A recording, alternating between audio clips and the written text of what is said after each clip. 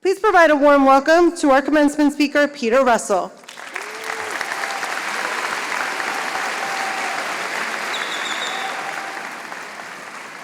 Thank you very much, Emily. I wanted to thank co-founders Angela, Joseph, and Jason Corsiniti for inviting me on this momentous day. It's not lost on me, like string theory schools, that we are here together in this incredible space that celebrates creativity and self-expression. I would like everyone here to picture a 14-year-old boy. Now, I'd like you to time travel with me and place him 125 years ago in a small town in Sicily, an island just off Italy. This is a true story, so let me share his name, Joseph. Raise your hand once you have an image of Joseph in your mind. Awesome. At 14 years old, Joseph had big, ambitious goals to travel to America, work hard, and make a living to create a life for himself. He had visions of meeting his future wife and building a family. Joseph heard that there was a man who facilitated sponsorships to America for the equivalent of what would be today $12,000. He got a job in town as a barber's helper, swept floors, did odd jobs, and saved every penny for 2 years to come up with the money to travel on a boat for several weeks and make it to America. The big day comes, and Joseph is sitting on the docks with all his luggage, and he's crying his eyes out. And he's crying his eyes out because the person who was facilitating his sponsorship ended up being a con man. Not only did this individual steal Joseph's life savings, but this con man also attempted to rob the profound hopes and dreams from now a 16-year-old boy. Just then, Mr. Ponte, an American tourist in a black top hat, noticed Joseph crying and asked him what was wrong.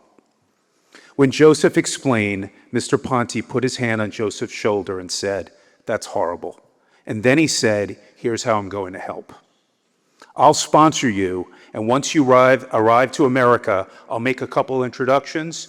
The rest is up to you." Joseph ended up getting a job in New York City as a barber's assistant, continued to stay in touch with Mr. Ponte, and insisted on paying back every penny of the money. Many years passed, and Joseph saved all his money again and opened up the first beauty parlor in Nassau County in Long Island.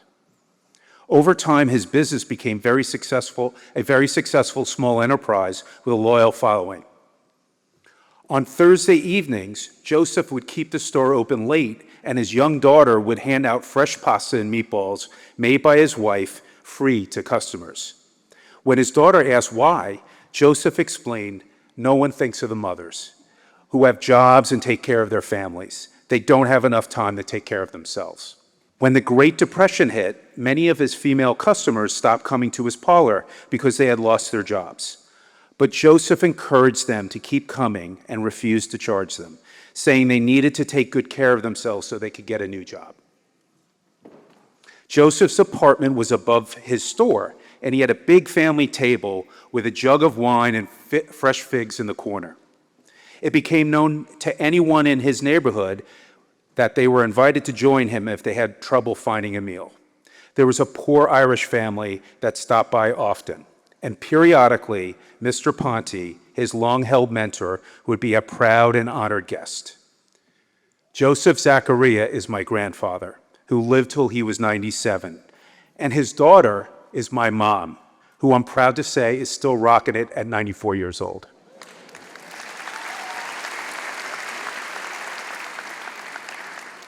Learning about my grandfather's experience had a profound impact on me and provided me with tremendous perspective. It greatly influenced why I chose mentorship as a calling and inspired me to create a mentorship company. When you think about it, in the course of just a couple of minutes on that dock, Joseph was presented with two very different experiences, being scammed and being given an incredible opportunity. He could have walked away and lived his life as an angry and bitter person, yet he made the choice to trust the person who was willing to help him. He didn't allow that one horrible experience taint his view of the world or define his life. He made the most of this opportunity and ended up paying it forward by serving others. What this meant to me was you never know when and where mentorship will reveal itself.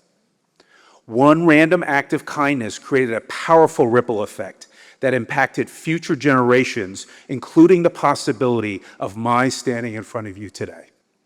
We all face adversity in our lives, and the truth is we can't always do it alone. We need each other. This is where mentorship can play an invaluable role. As you explore new spaces, meet new people, and take in new experiences, I wanted to embed a key word into your consciousness, and that word is perspective. Here are 10 perspectives I've learned along the way that I'd like to share with you today.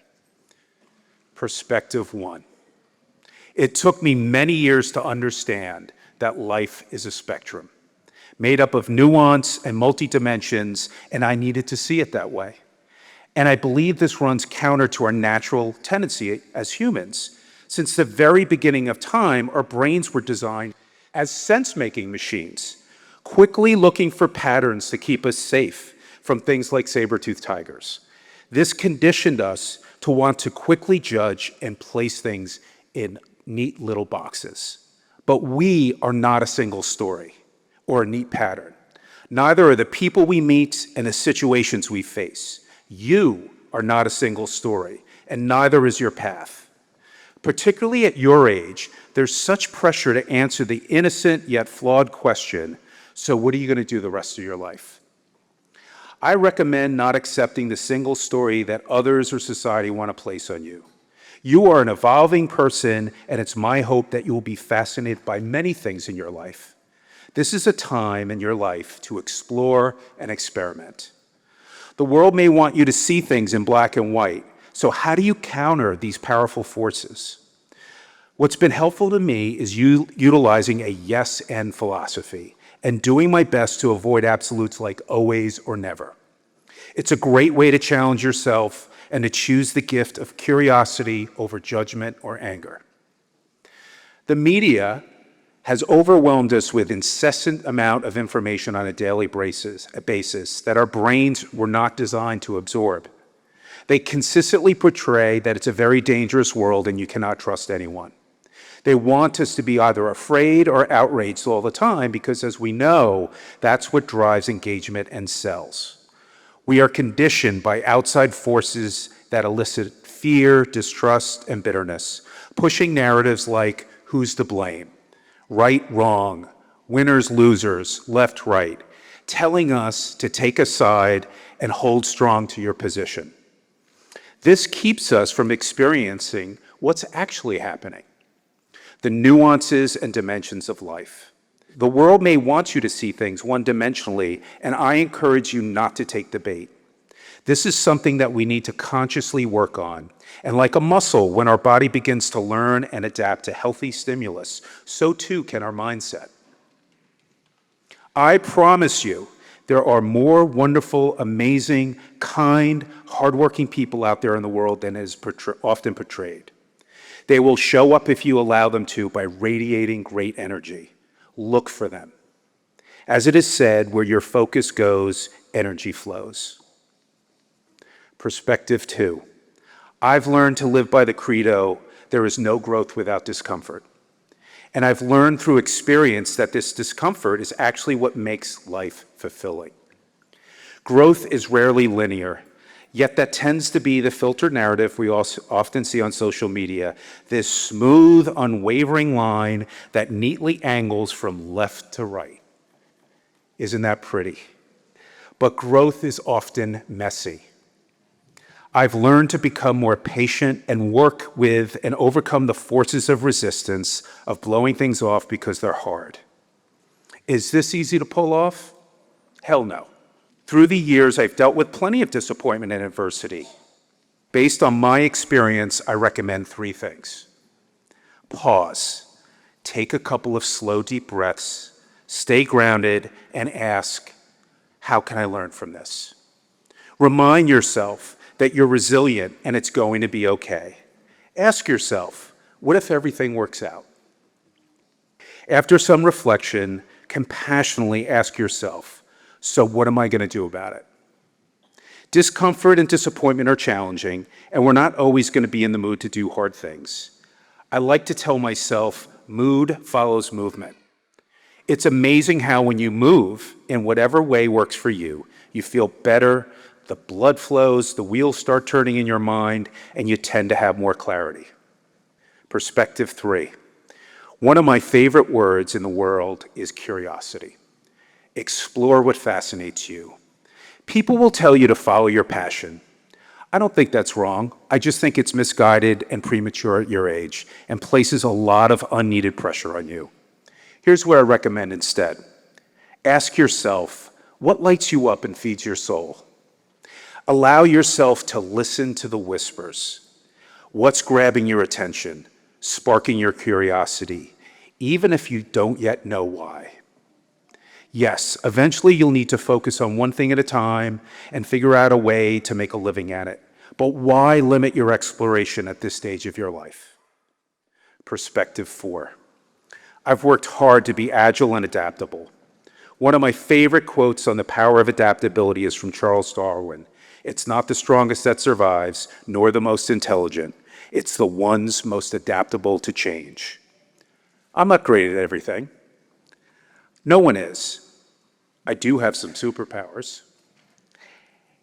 And one of them is social flexibility.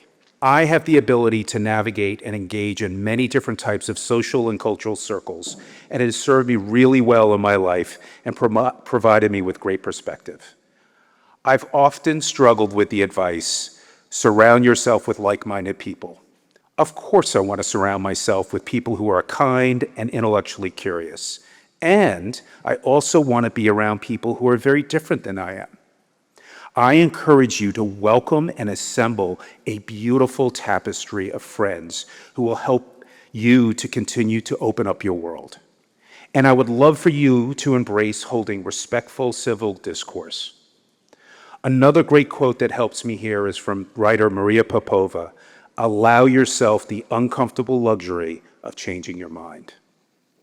When you think about it, wouldn't life be boring if we all thought in the same way? Perspective 5. I challenge you to put yourself out there.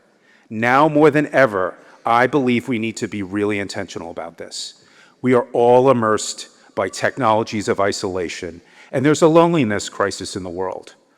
Warm, in-person relationships are everything. A 90-year study out of Harvard revealed that the quality of our warm relationships is the key to greater happiness, better health, and a longer life. As I dug deeper into this, I learned that there were similar studies from all over the world, and they all came to the same conclusions. Many of you ask how to cultivate meaningful relationships. Like anything you want to tackle, start small. Volunteer with organizations that are important to you. Join affinity groups, go to small live music venues, attend book signings around subjects that interest you, and then watch the magic happen. By putting yourself out there, the universe tends to conspire in your favor. Perspective 6. How can I talk to this group without referencing AI, an awesome tool that we have not come close to understanding? Anyone that says they know how this will play out is simply speculating. Here are a few things I can share with you. AI may not replace your job, but the person that knows how to utilize this incredible tool really well just might. AI is an incredible tool, but it's a blunt instrument if you don't know how to use it well. The better quality prompts or questions, the better outcomes. So, your ability to get good at critical thinking is critical. You'll become a better AI technician, artisan, strategist, and one that's in demand. What I do know is that AI will never have a true heart or a conscience. I believe what makes us uniquely human makes us most valuable. Please never forget this.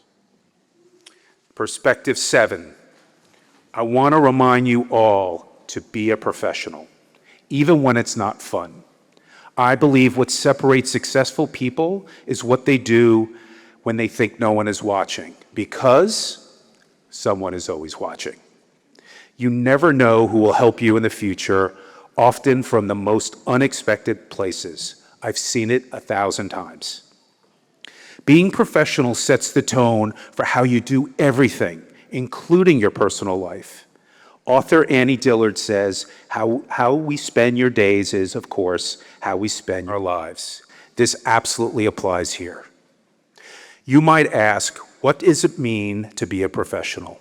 I'll limit it to 3 things: having a great attitude, a solid work ethic, and always following through. Be that someone who can be counted on, and I feel confident you'll have success in whatever you do. Perspective 8. I'd like to ask you, how's your pilot light? What do I mean by that?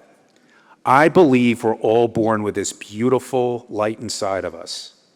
And that light is whatever you believe that to be: your soul, energy, source, universe, your faith, just to name a few.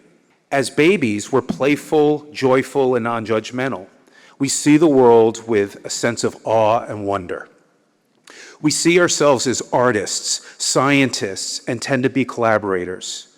Through the experiences of life, that light can sometimes flicker, dim, and that sense of energy can weaken.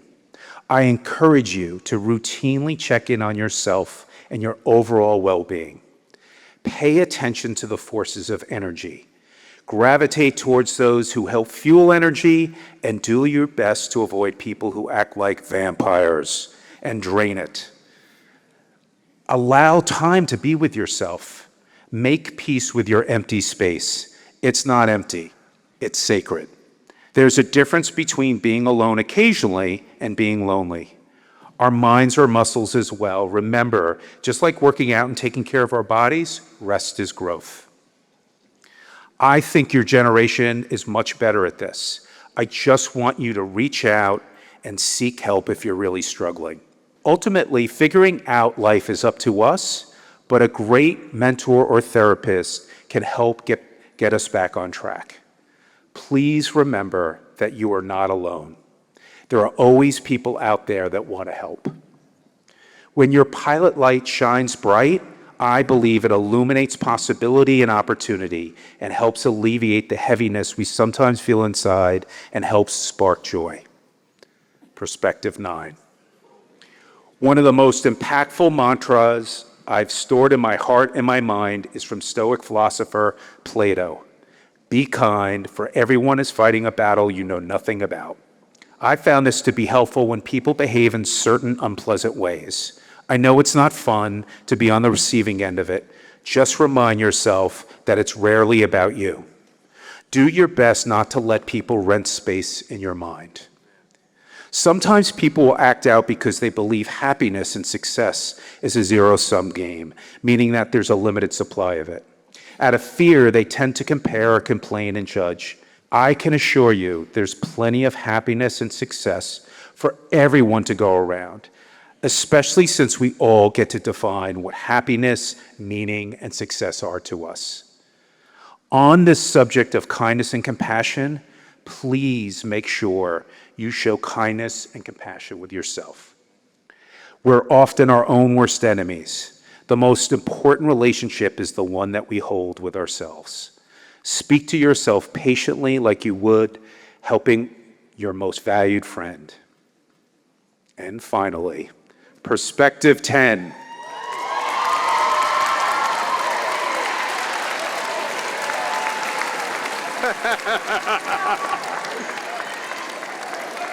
Hey, they told me I had 20 minutes, I'm taking it. This is what I left my career for, to help young adults. Why wouldn't I take advantage of this? Okay, perspective 10. Be in the moment, like we are now. There are studies that say most people spend 50% of our time not being in the present moment. Instead, we ruminate about the past or become anxious about the future. Of course, there's value in learning and recalling joyful experiences from our past and planning and looking forward to things to come in the future. Simply be mindful and intentional as to where your thoughts go. Specifically, place your attention in the present moment on purpose and without judgment. This is the definition of mindfulness, according to John Kabat-Zinn. And I believe it's one of the most meaningful skills we can develop.